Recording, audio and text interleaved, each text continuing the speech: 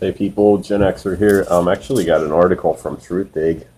It's from Chris Hedges, actually. Terrific source. Pulitzer Prize winning journalist. Um, Also professor at Princeton, I believe. He's a terrific source of information. It's called The Oligarchs Guaranteed Basic Income Scam by Chris Hedges. Says a number of the resigning oligarchs, among them Mark Zuckerberg, worth 64.1 million, Elon Musk net worth 20.8 billion, Richard Branson net worth 5.1 billion, and Stuart Butterfield net worth 1.6 billion are calling for a guaranteed basic income. It looks progressive. They couch for their proposals in the moral language of caring for the destitute and the less fortunate, but behind this is the stark awareness, especially in Silicon Valley, that the world these oligarchs have helped create, the system they have created, is also lopsided, and what future consumers plagued by job insecurity, substandard wages, automation, and crippling debt, peonage, will be unable to pay for the products and services offered by the big corporations. The oligarchs do not propose structural change. They do not want businesses in the marketplace regulated, of course.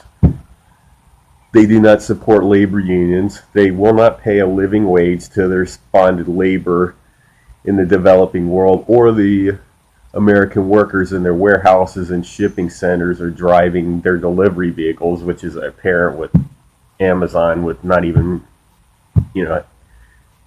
having sufficient air conditioning in their warehouse, and people literally dropping over and hiring an ambulance company to, cart their possible dead away to the hospital from heat exhaustion. But anyway, they have no intention on establishing free college education, universal government health care, or adequate pensions. They seek rather a mechanism to continue to exploit desperate workers earning subsistence wages, substantial wages, I guess the better word, and whom can hire and fire at will. The hellish factories and sweatshops in China and the developing world, where workers earn less than $1 an hour, will continue to churn out the oligarchs' products and swell their obscene wealth. America will continue to be transformed into a deindustrialized wasteland, the architects of our neo-feudalism, which is kind of like what it is. I mean, we went from feudalism to capitalism in Europe, saying it would give us freedom and equality and better standard of living, which hasn't done any, it's actually just changed form. Same game, just changed form, like Richard Wolff says. It's like neo-feudalism. We're like the serfs and they're the lords. Same thing, give you just barely enough money to survive on, so you'll come back to work the next day, while they get rich off of it, not creating a living wage or even the American dream, so to speak, like it used to. But where else do we have in the article here? Basic income, blah, blah, blah, blah. Okay, so increasing the minimum wage or creating a basic income will amount to not if hedge funds pie up foreclosed houses in the pharmaceutical patents and raise prices, in some cases astronomically, to line their own pockets out of the increased effective demand exercised by the population. David Harvey writes in Marx Capital and Madness of Economic Reason, increasing college tuitions, interest rate on credit cards, all sorts of hidden charges on telephone bills and medical insurance, and so forth and so forth. You get the idea. So, I didn't take my papers down today, kind of like when, rogue today, so bear with me. Anyway, so they could steal away their benefits. A population might be better served by strict regulatory intervention to control these living expenses, to limit the vast number of wealth appropriation according to the point of realization. It is not surprising to find that there is strong sentiment among the venture capitalists of Silicon Valley to support basic minimum income proposals. They know their technologies are putting people out of work by the millions, like automation, and that those millions will not form a market for their products if they have no income. The call for guaranteed basic income is a classic example of Karl Marx and Antonio Gramsci's understanding that when capitalists have surplus capital and labor, they use mass culture and ideology, in this case, neoliberalism, neoconservatism. He says neoliberalism, I say both, because they're both equally in the same club, but they use neoliberalism to reconfigure the habits of society to absorb the surpluses. He gives an example. In the wake of World War II, for example, the capitalist problem was solved by heavy investments in the military and war industry, ideologically justified by red baiting and the Cold War, and by massive infrastructure projects, including the building of highways, bridges, houses, what we should be doing now, to move people out of the cities into suburbs where consumption rose. The social engineering projects were done in the name of national security and progress, and they made the oligarchs of that day richer, but not obscenely richer the way they are now, but kind of gives you an idea. It's also because they had a Keynesian economic system back then put in place, not full supply side economics the way we have now, which is like ass backwards, but you know. Anyway, it's a great article. I'll continue. The development of a whole new suburban lifestyle, acclaimed in popular TV sitcoms like The Brady Bunch and I Love Lucy, which celebrate a certain kind of daily life and peoples, along with all sorts of propaganda for the American dream of industrialized home ownership, stood at the center of a huge campaign to construct new wants, needs, and desires, a totally new lifestyle in the population at large. Harvey says in his book, well-paid jobs were required to support the effective demand. Duh. Of course. But labor and capital came to an easy compromise at the urging of state apparatus, in which a white working class made economic gains, even as minorities were left out. So I don't agree with that. I mean, it was kind of it was a good period back then, but yeah, of course there was no equality back then, but still the middle class steadily, grew their income, were able to buy a home, were able to go on vacation maybe twice a year, buy a nice vehicle, support their family, and retire with a decent, pension or decent retirement, not have to worry about working until you're 80 years old, 90 years old, the way we're going. But it's a very long article. I might shorten it up a little bit. It's like 5 pages long, but it says, this phase of capitalism ended once industry moved overseas and wages stagnated or declined. The well-paying unionized jobs disappeared. Jobs became menial and inadequately compensated.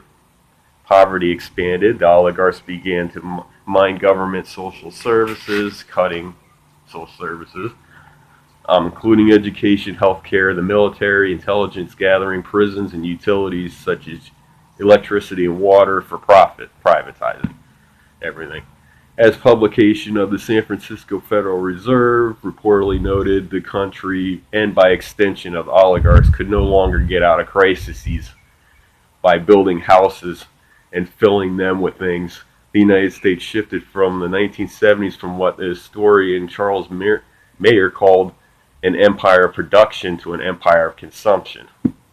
In short, we began to borrow money, basically, it says borrow, to maintain a lifestyle and an empire they can no longer afford. So I mean, obviously back in the 1970s and before, business travelers had credit cards.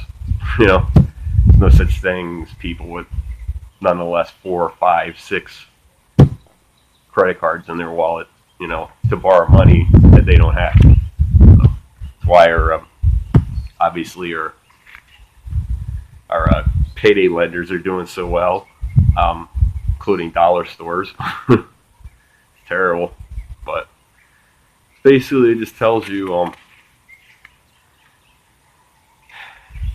basically it's neocons, neoliberals, you know, it's what we've had since Buckley Vallejo, 1976. You know, ever since the rich elite back then took it to the Supreme Court after they passed some pretty progressive laws in the Senate back then, in the 70s, before Buckley Vallejo, but to get money out of politics. And, the rich people were like, hell no, took it to the Supreme Court, challenged it, and won. So they allowed corporate money into elections back then. That's what started the whole slide into what we have now. It's horrible. So we got a pile of shit Trump in office, and we had another kind of like lesser, slightly, maybe you could say, if you could say that, slightly less crappy candidate in Hillary Clinton, which they obviously know they're the ones that really did the collusion and primary more than a foreign power, so to speak. But it's a whole other topic. It says American oligarchs discredited the populist movements of the 1960s, 1970s that had played a vital role in forging government to carry out programs for the common good, just like I was saying, and restructuring corporate pillage, just like I was mentioning. He just reiterated what I said before I even read it. They demonize government, which, as John Ralston Soule writes, is the only organized mechanism that makes possible that level of shared disinterest known as the public good. Suddenly, as Margaret Thatcher and Ronald Reagan, two of the principal political proponents of neoliberalism, neoconservatism, whatever you want to call it, same animal, insisted government was the problem. The neoliberal propaganda campaign successfully indoctrinated large segments of the population to call for their own enslavement. So, that sounds about right. But says the ideology of neoliberalism never made sense. It was a con, just like neocons. No society can effectively govern itself by basing its decisions and policies on the dictates of the marketplace. The marketplace became God. Everything and everyone was sacrificed on its altar to the name of progress. Social inequality soared amid the destruction. The proponents of neoliberalism preached the arrival of a new Eden once we got through the pain and disruption. The ideology of neoliberalism was utopian. If we use the word utopia as Thomas More intended, the Greek words for no and place, to live within an ideology with utopian expectations. It's to live in no place, to live in limbo, Saul writes in The Unconscious Civilization, I guess a book that he wrote. To live nowhere, to live in a void where the illusion of reality is usually created by highly sophisticated rational constructs. Corporations use their wealth and power to make this ideology the reigning doctrine. They established well-funded centers of propaganda such as the Heritage Foundation, right with think tank, took over the university economic departments and amplified the words or the voices of the country courtiers in the media. Those who questioned the doctrine were cast out like medieval heretics, their careers blocked and their voices muted, silenced. Contradictions, lies, destruction within neoliberal ideology and neocons also, but were ignored by those who dominated the national disclosure, leading to mounting frustration and rage among the populace that has been abandoned or betrayed. Shorten this up a little bit, but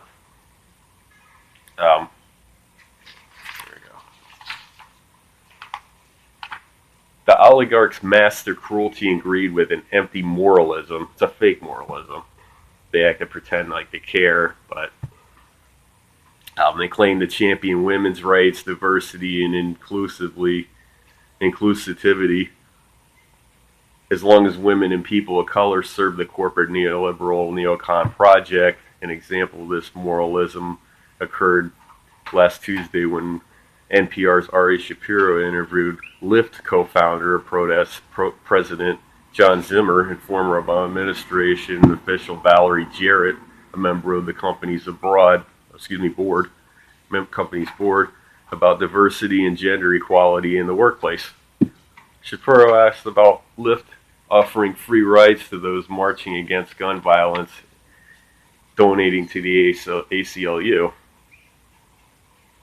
America's gig economy, as I wrote last week in my column, Chris Hedges mentions, is a new form of serfdom. So they're saying like serfs and lords, kind of like neo-feudalism, essentially. Corporations such as Lyft use lobbyists and campaign donations to free themselves from regulatory control. I actually did an article on this before, so just a couple of weeks ago, actually, maybe a month ago, on this same thing.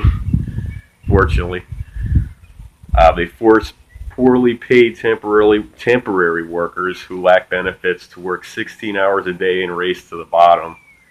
This economic model destroys regulated taxi and livery services, forcing drivers who were once able to make a decent income into poverty, bankruptcy, and foreclosure.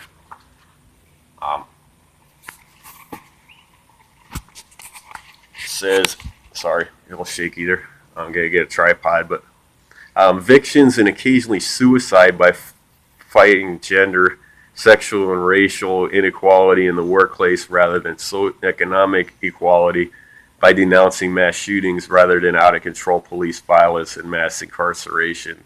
These corporations hide their complicity in disinterrogation. Their empty moralism and fake compassion is an updated version of the publicity stunt that John D. Rockefeller, whose personal fortune was $900 million in 1913, or $189.6 billion in today's term, when he handed out shiny new dimes to strangers. So it's just like basically like an insult to injury. You know, had a boss like that once. It's horrible. Used to like hand out dimes to people and worked in a supermarket to people, and like they get mad at him, pissed off, and run out of the department and stuff. Be lucky the guy didn't get shot or something, but I don't know. It says neoliberalism heralds a return to the worst days of unregulated capitalism after the Industrial Revolution, when workers were denied a living wage and decent, safe working conditions. Oligarchs have not changed. They are out for themselves. They do not see government as an institution to defend and promote the rights and needs of citizens. They see it as an impediment, as a way to unrestricted exploitation and profit. Human beings to oligarchs are commodities. They are used to increase wealth and then discarded. Oligarchs do not propose programs such as guaranteed basic income unless they intend to profit from it. Exactly, they're looking at their bottom line. But don't be fooled by the grins and promises of these human versions of the Cheshire Cat. The object is to spread confusion while they increase levels of exploitation. The longer the elites keep us in darkness with their ideological tricks and empty moralism, meaning like, you know, like, oh, did I mention them for gays? Oh, I like gays. I like